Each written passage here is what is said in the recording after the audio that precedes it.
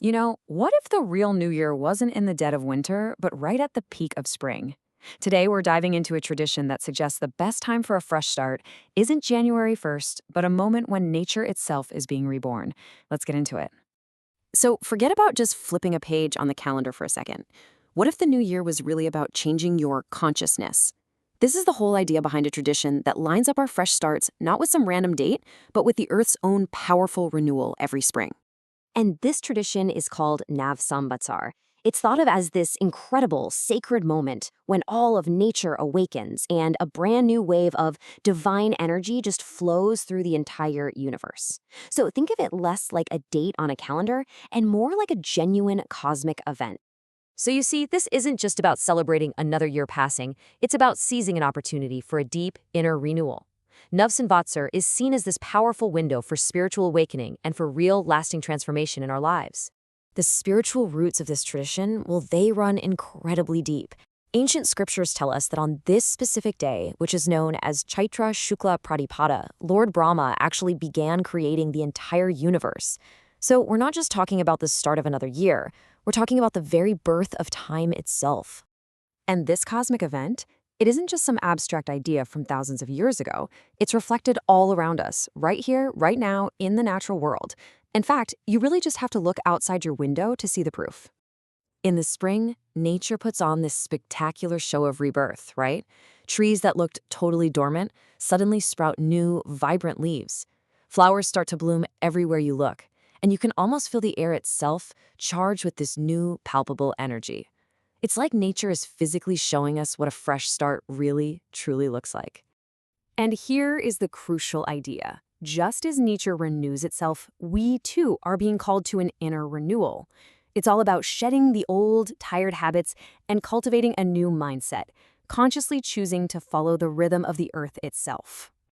But this whole tradition goes even deeper than just observing nature. It actually invites us to turn that focus inward, to shift from the outer world to the inner one, and start exploring the landscape of our own minds. At its heart, Nav Samvatsar is all about inner rebirth. It's a time to consciously let go of negativity and start a brand new spiritual journey. And, this means facing our own inner challenges, whether that's anxiety or self-doubt or just a bad habit we can't seem to shake. Now, this is where it gets really interesting. Nav Samvatsar also marks the beginning of Chaitra Navaratri, a 9-day festival that symbolizes the awakening of divine energy, not as some distant external force, but as something powerful that's right inside each of us. The famous story of Goddess Durga's battle with the demon Mahishasura is actually a powerful metaphor for our own inner struggles. Mahishasura isn't just some mythical monster. He represents our own ego, our arrogance, and our ignorance. And Durga, she is the wisdom and the courage within us that can conquer those inner demons. It's a battle that we all fight every single day. The spiritual thinker Pandit Shri Sharma Acharya put it so beautifully: if the individual changes, the era changes. I mean, what a profound idea. It suggests that our personal growth isn't just for our own benefit. It's the very foundation for creating a better world. A better world really does start with a better you. But hey, this isn't all just philosophy. It's about practical, real-world benefits. Embracing the spirit of this tradition can be a holistic reset for your entire mind and body. Let's just break down how this tradition can support our total well-being. Physically, practices like fasting and yoga can help detox and totally reset your body. Emotionally, it's a dedicated chance to cultivate hope and positivity. Psychologically, it's all about setting new intentions and gaining mental clarity, what modern science now calls goal setting. And socially, it's a time to strengthen those bonds with family and community.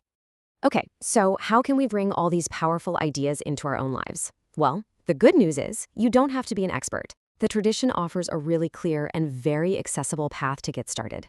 One of the key practices is something called swadhyaya, or self-study. As Pandit Sri Sharma Acharya said, good literature is the food of the mind. Now, this isn't just about reading. It's about consciously feeding your mind with uplifting and inspiring knowledge to help you grow from the inside out. And it really all comes down to this simple 3-step plan for renewal. First, let go of just one bad habit. Second, start just one good habit. And third, find a way to help one other person. It's such a simple formula, but it is incredibly powerful. Ultimately, this tradition is such a beautiful reminder that every single year, the universe gives us a fresh start, a genuine chance to grow wiser, to be kinder, and to become more connected to our true selves. And so here we are, full circle. When we make that conscious choice to change ourselves from within, that's when we truly begin a new year of life, no matter what the calendar says. So the question isn't just what are your resolutions, but what will you choose to grow?